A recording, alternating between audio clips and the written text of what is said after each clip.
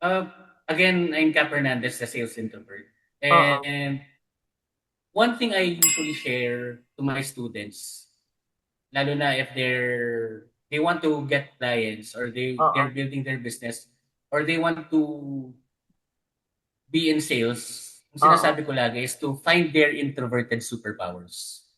Kasi Oh. introverts have superpowers or strengths na advantage nila para Mm. makabenta. For example, me, isa sa top 5 strengths ko is empathy. And empathy yung isa sa mga ginagamit ko talaga whenever I sell. Talagang I try to understand my client, try to understand their challenges.